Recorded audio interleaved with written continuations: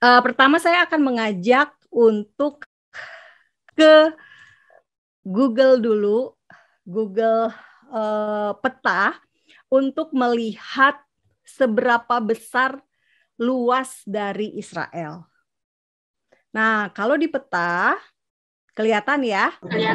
Kelihatan ya? Oke. Nah, ini kalau di sesi saya boleh ngomong ya. Jadi silakan buka mic, bisa komen, bisa nanya langsung. Silakan soalnya daripada diem aja gitu loh. Nah, ini peta yang mungkin kalau kita lihat dari bola dunia, Israel itu hampir-hampir tidak kelihatan gitu ya, kecil banget, tiny banget, mini banget. Nah, ini dia adik-adik semua, negara Israel. Jadi kalau dibandingkan dengan negara-negara tetangganya, dia nggak kelihatan. Tetapi bukan berarti karena nggak kelihatan berarti tidak punya dampak di dunia. Sebaliknya, di tengah-tengah bola dunia yang segede ini, satu negara ini, apa yang terjadi di Israel itu bisa seluruh dunia nengok. Seluruh dunia akan tahu. Gitu. Tidak pernah sepi berita, setiap hari pasti ada berita dari Israel. Nah, saya pernah dikasih tahu oleh wakil menteri luar negerinya Israel bahwa ada 3 kota yang menjadi pusat geopolitik dunia.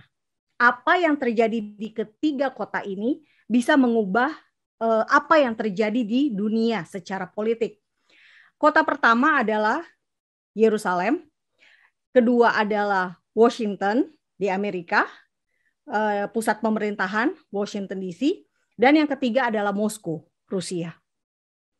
Nah, ini peta dunianya.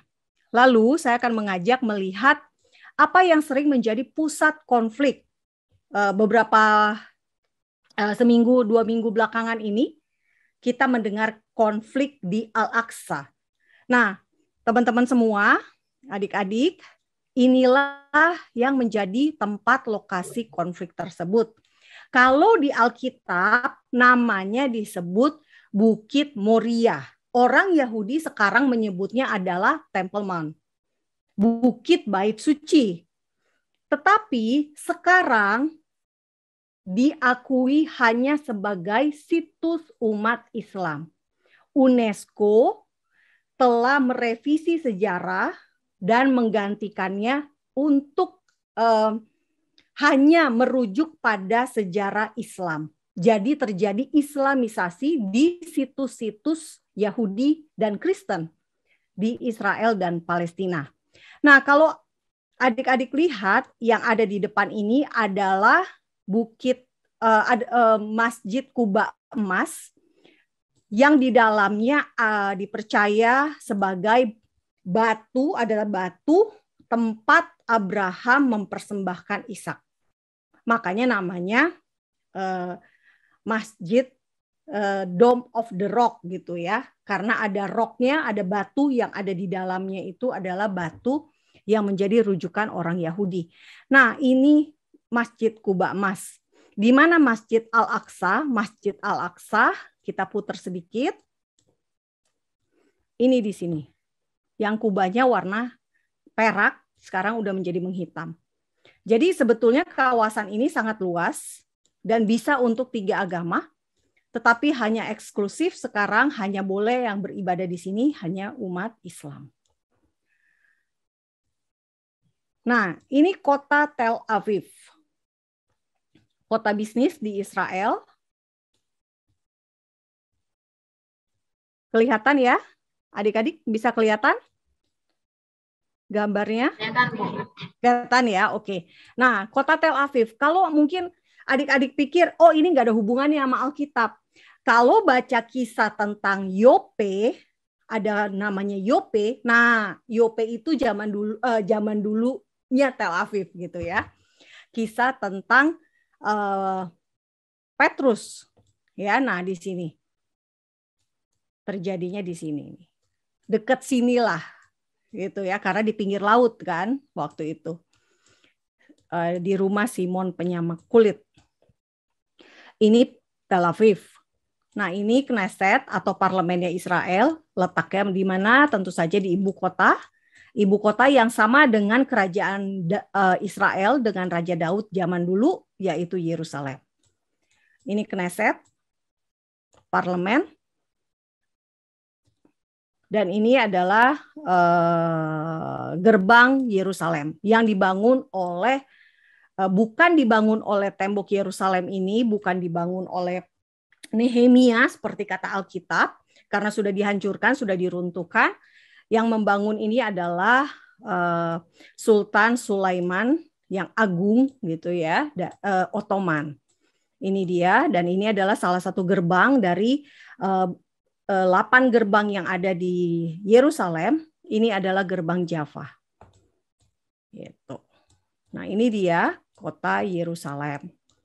Kurang lebih seperti ini. Jadi kalau adik-adik nanti bisa ke Israel, nah di sini ada jalan yang disebut dengan jalan suci, jalan kudus, Holy Road. Kenapa dinamakan Holy Road? Karena itu adalah jalan di mana Yesus dan murid-murid berjalan dari Galilea, dari Nazaret, dari Kapernaum, pokoknya dari utara. Ketika mereka mau ke Yerusalem, ke Bait Suci, mereka melewati jalan Holy Road itu, rute 60 itu. Tetapi di rute 60 ini sekarang sudah menjadi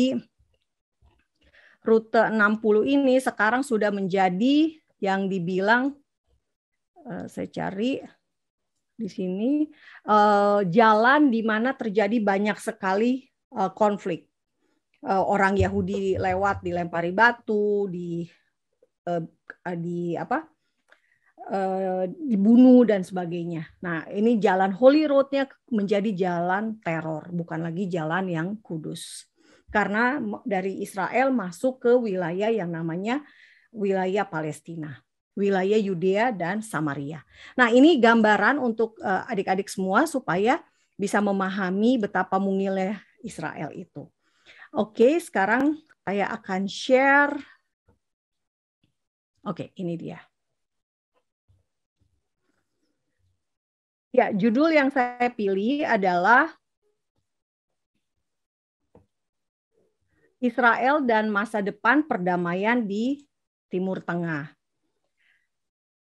Karena saya percaya ada masa depan untuk berdamai.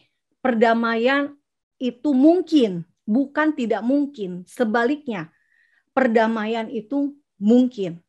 Siapa yang menyangka negara-negara Arab bisa berdamai dengan Israel? Ini adalah negara-negara Arab yang dulu mereka ramai-ramai mengeluarkan pernyataan 3 no di Khartoum pada saat konferensi Liga Arab. Mereka ramai-ramai menolak untuk negosiasi dengan Israel, mereka menolak berdamai dengan Israel, mereka tidak mau sama sekali tidak mau berhubungan dengan Israel. Tetapi nyatanya mereka bisa berdamai. Jadi pasti ada masa depan untuk perdamaian. Nah, sebentar ini.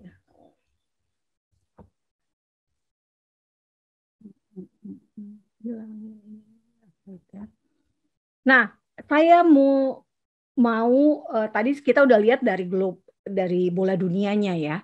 Nah, kalau secara peta Israel terletak di tengah-tengah 22 negara anggota Liga Arab di Timur Tengah dan juga termasuk Afrika ya. Jadi dia hanya satu-satunya negara di dunia yang adalah negara Yahudi, negara yang punya bahasanya sendiri yang dipakai dari dulu sampai sekarang. Alkitab kita ditulis Perjanjian Lama dalam bahasa Ibrani, dan sekarang adalah bahasa Ibrani modern yang digunakan oleh orang-orang Israel. Lalu mayoritasnya mereka beragama Yudaisme, meski tetap ada orang Islam dan Kristen. Jumlah penduduk Israel sekitar sekarang ini sudah lebih dari 7 juta ya, hampir 8 juta. Nah, setengahnya itu orang Yahudi, setengah sekitar 2 juta, 1,8 lah. 1,8 itu adalah orang Arab Israel, 1 jutanya orang Islam, Arab Islam, dan 800-nya adalah 800 ribunya adalah Kristen Arab Israel, sisanya orang Yahudi.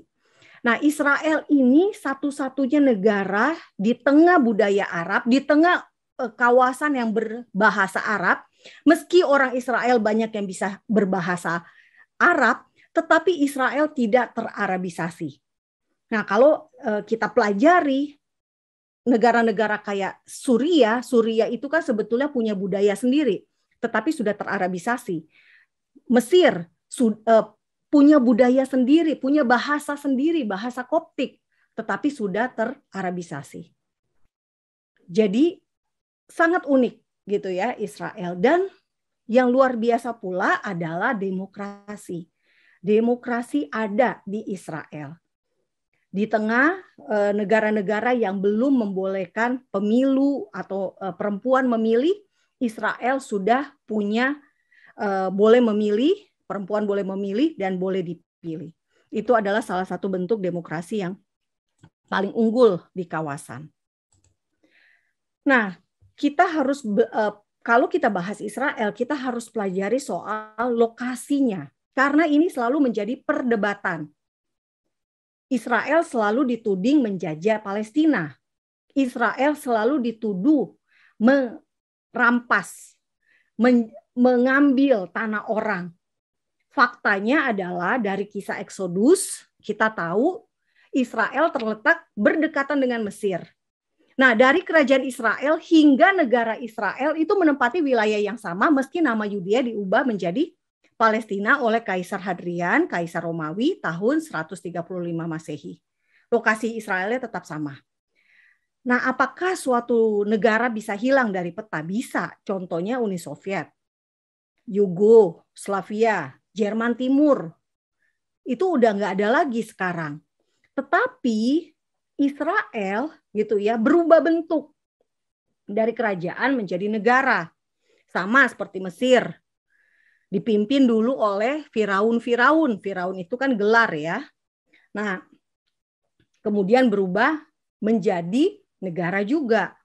Jadi Israel dalam hal ini berubah dalam bentuk pemerintahannya dan perbatasan antar negaranya yang berubah. Lalu kita juga perlu tahu tentang pembagian tanah Israel. Karena kita membicarakan kawasan Timur Tengah, tentu kita harus tahu asal-usul negara Israel itu.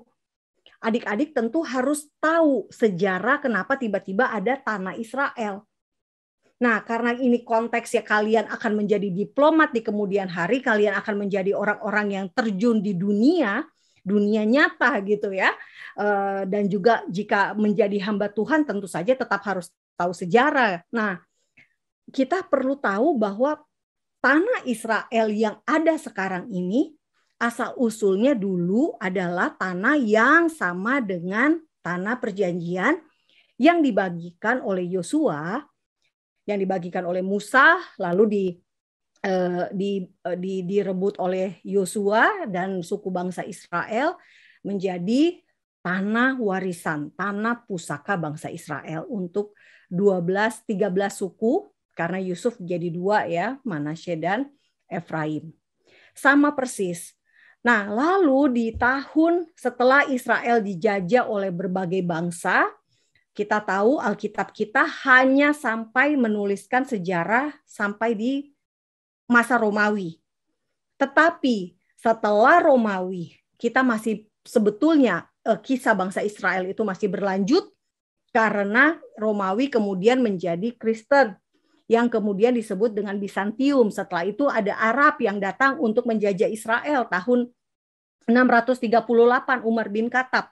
Dan kemudian berganti-ganti. Ada Persia lagi. Persia menghancurkan gereja-gereja yang dibangun oleh Bizantium. Lalu kemudian ada Saladin. Lalu ada perang salib. Dan singkat cerita saya mau sampai di Ottoman. Ottoman menjajah Israel selama 400 tahun. Lalu digantikan dengan Inggris. Oleh Inggris. Dan Inggris diputuskan oleh PBB. Waktu itu pembicaraannya dari Sanremo dulu, baru kemudian ke Liga Bangsa-Bangsa, dan diputuskan untuk membagi untuk tanah bekas jajahan dari Ottoman itu diberikan kepada Inggris, dan Inggris yang berkuasa sebagai pemegang mandat.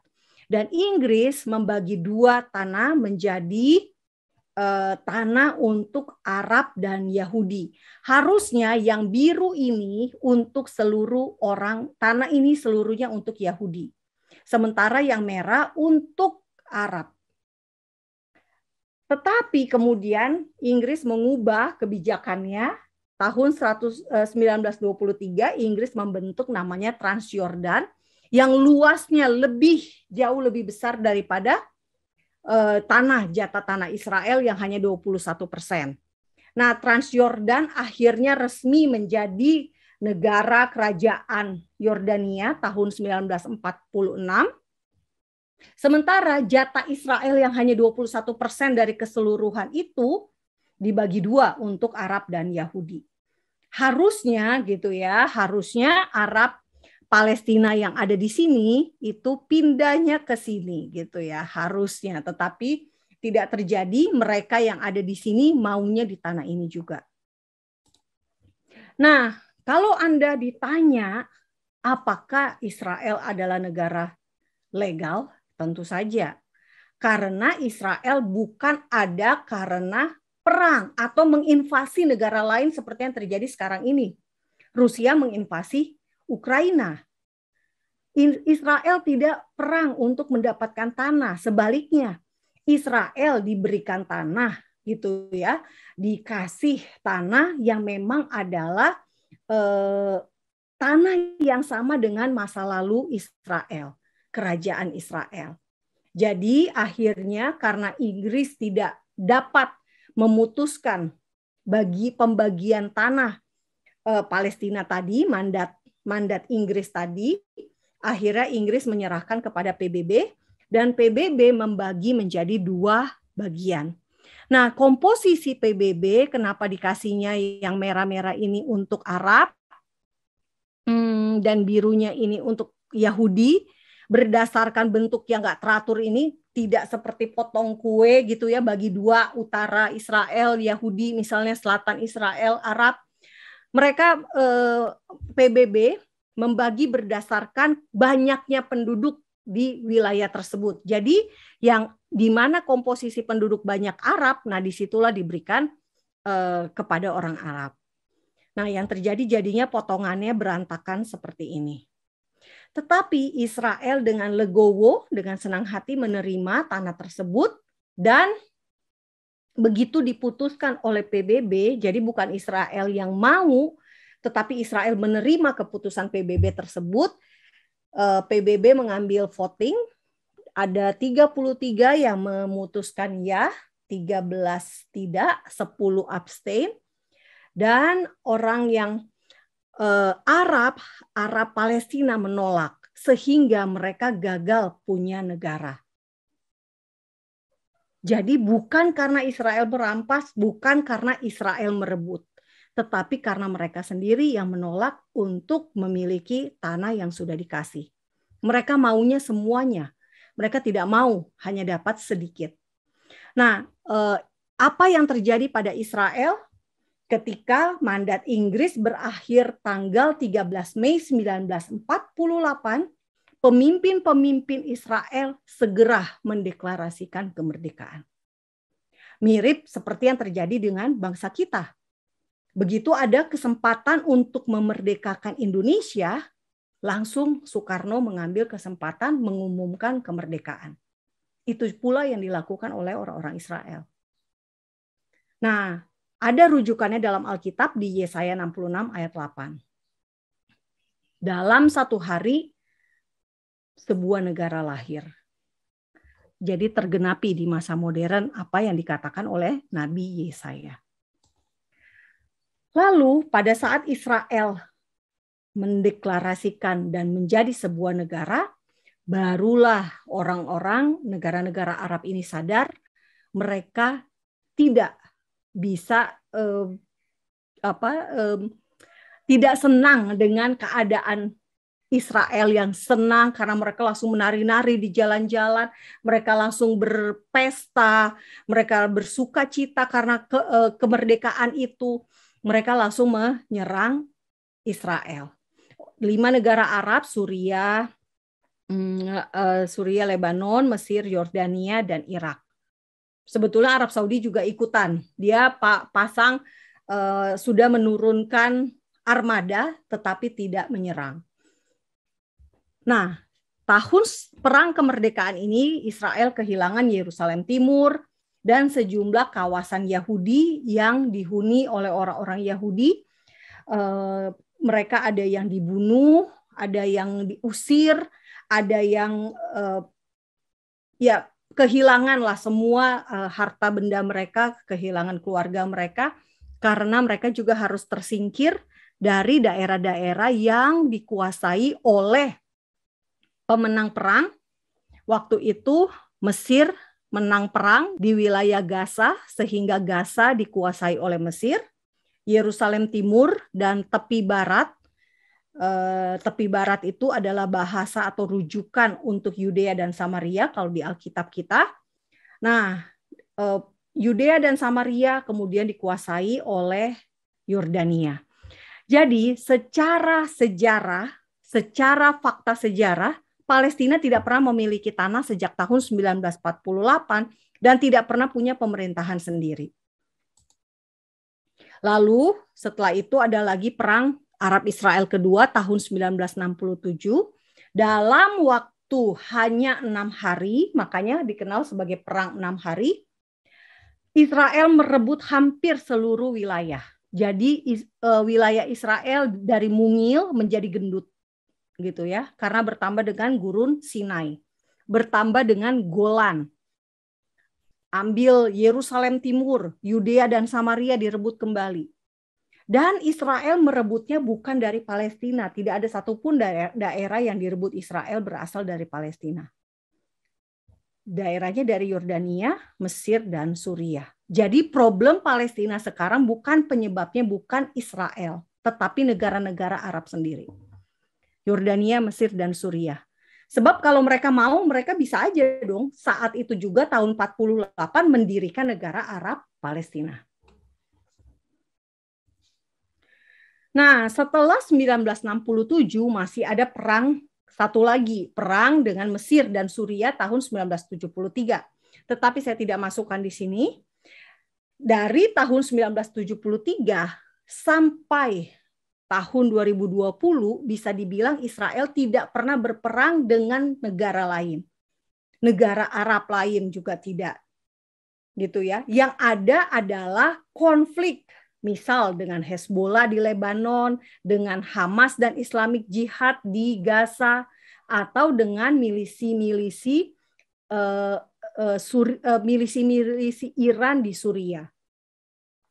Jadi bukan dengan negaranya, tetapi dengan organisasi kelompok-kelompok yang bagi Israel adalah kelompok teror, sementara bagi mereka adalah kelompok perlawanan.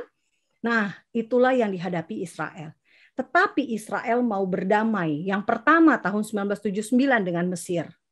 Lalu Palestina 93, lalu dengan Yordania tahun 94, tahun 2020 dengan Bahrain, Maroko, dan Uni Emirat Arab.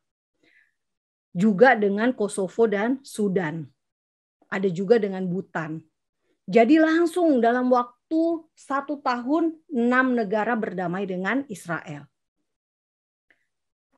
Dan juga seharusnya jika Trump waktu itu masih ada 1 periode lagi dan Netanyahu mungkin 1 periode lagi, Arab Saudi dan Indonesia bisa masuk dalam rombongan normalisasi tersebut. Arab Saudi waktu itu sudah mulai punya pernyataan-pernyataan positif tentang Israel. Misalnya, Pangeran Putra Mahkota Arab Saudi menyatakan Israel punya hak untuk punya tanah air mereka sendiri. Nah, yang terbaru baru-baru tahun ini 2022 di bulan Februari, Israel bukan perang ya dengan bukan perang dengan tentara-tentara angkatan laut negara-negara Arab, tidak, tetapi latihan perang bersama. Nah, tentu kita paham ya, sebuah negara kalau punya yang namanya tentara, punya pasukan, itu tuh benar-benar rahasia sekali. Karena nggak boleh sampai bocor kemampuan kekuatan pasukan tersebut. Nah, ini Israel mau gitu ya, latihan perang bareng dengan negara-negara Arab, bahkan Pakistan ikutan di situ. Arab Saudi ikutan. Negara-negara Arab semuanya bergabung dalam latihan perang ini bersama dengan Amerika. Ini sebuah hal yang sangat positif dan itu sudah terjadi. Jadi betul-betul ada aliansi kerjasama militer yang akan memperkuat, menjaga kawasan Timur Tengah, dan mereka semua rame-rame punya musuh bersama. Negara-negara Arab ini kebanyakan adalah negara Sunni, sementara mereka melihat ancaman terbesar bukan Israel, justru berasal dari negara Iran. Meski saya tidak mau mendikotomikan dua aliran Islam, Sunni dan Syiah, tetapi faktanya memang akhirnya terbentuk dikotomi tersebut.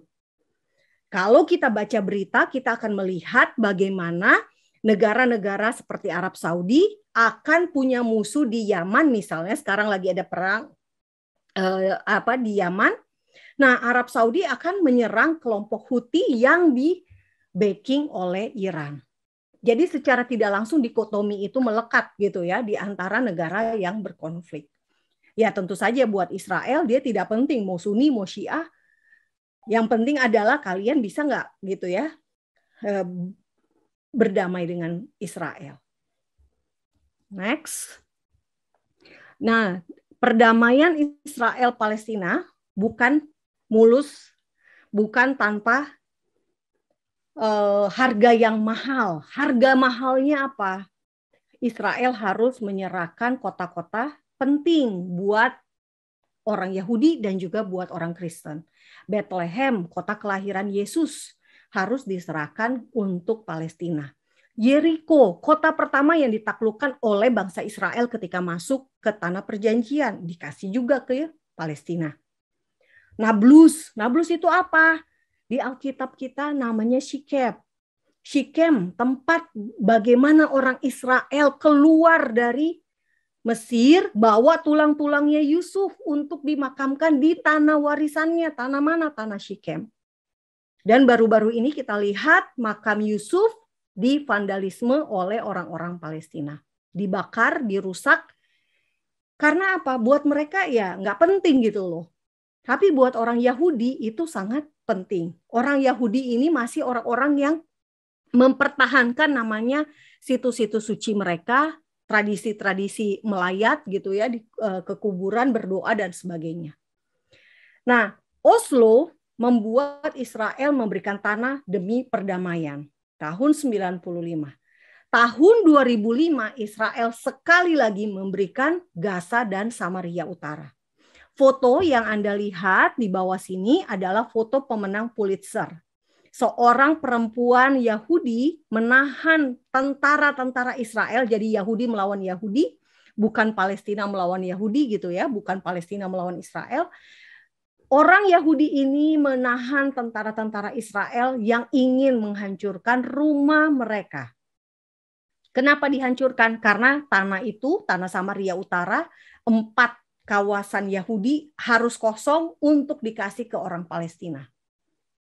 Salah satu wilayah yang dikasih dekat dengan Jenin namanya. Nah, kalau Anda semua sekarang baca berita tentang Jenin, banyak orang mati di sana. Dibilang pemuda Palestina ditembak tentara Israel. Itu bukan pemuda biasa, pasti sudah berkaitan dengan terorisme, radikalisme, militansi. Karena Israel nggak membunuh orang dengan sembarangan ya, pasti ada alasan kenapa dia sampai tewas. Pasti karena dia melawan, kalau nggak pasti ditangkap. Jenin pernah menjadi suatu saat di tahun 2000-an adalah pusat dari bomber. pelaku bom bunuh diri datangnya dari Jenin.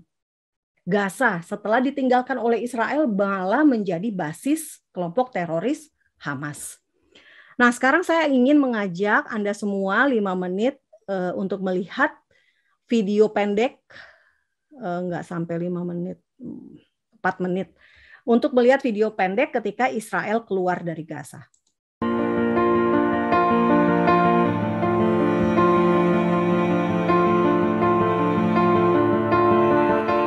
Suaranya bisa kedengeran nggak? Bisa, Bu, kedengeran. Bisa ya? Videonya juga kelihatan ya? Iya, Bu, ya. Oke.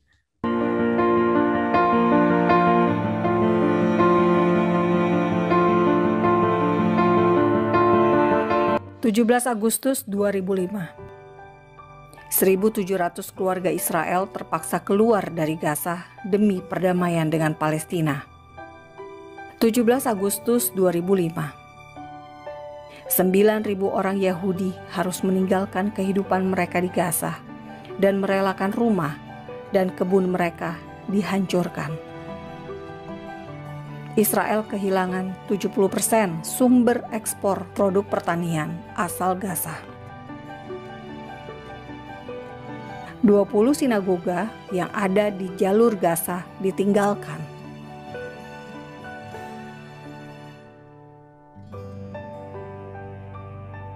Sinagoga yang ditinggalkan, ada yang dibakar oleh Palestina.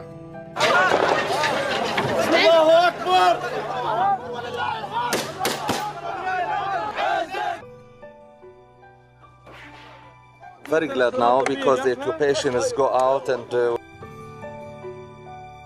2007, Hamas menang pemilu di Gaza yang memaksa otoritas Palestina tersingkir dari Gaza. Sejak itu konflik Hamas dan Fatah memanas hingga sekarang. Human Rights Watch mencatat konflik dalam tubuh Palestina sudah menewaskan 118 orang Palestina tewas. Sejak Hamas berkuasa di Gaza, aksi teror terus melanda Israel hingga saat ini, menjadikan Hamas organisasi teror bukan sekedar partai politik. Mata dunia menyaksikan Israel rela keluar dari Gaza demi perdamaian. Mata dunia juga melihat aksi kekerasan yang menimpa orang Yahudi. Mata dunia yang sama melihat usaha Israel mewujudkan damai. Namun dunia justru mengecam Israel. Gaza kini sudah berada di tangan Palestina dengan perbatasannya sendiri. Warga Gaza tak bisa masuk wilayah Israel tanpa izin dari Fatah, Hamas, dan Israel. Demikian pula sebaliknya, warga Israel tidak bisa masuk wilayah Gaza seenaknya. Namun, lagi-lagi, dunia menuding Israel memblokade Gaza. Bukankah perbatasan antar negara itu sesuatu yang lumrah? Apalagi jika wilayah itu di bawah kuasa kelompok teroris. Hamas ditetapkan sebagai kelompok teroris bukan hanya oleh Israel, Amerika Serikat, dan Kanada, tetapi juga oleh Arab Saudi dan Mesir. Bahkan Mesir, Arab Saudi, dan Uni Emirat Arab menetapkan Ikhwanul Muslimin pendiri Hamas sebagai organisasi teroris.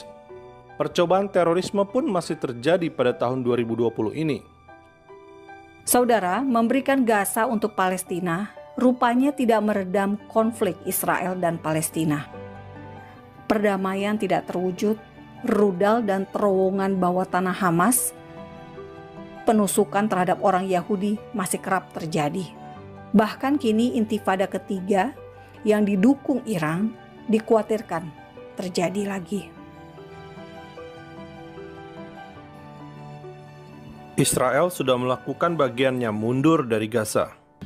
Kini giliran Palestina melakukan bagiannya dengan memanfaatkan tanah Gaza untuk kehidupan yang penuh damai sejahtera.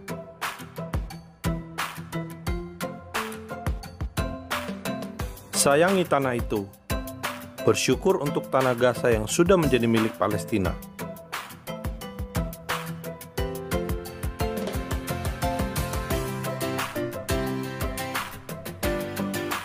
Salam damai dari Fakta Israel.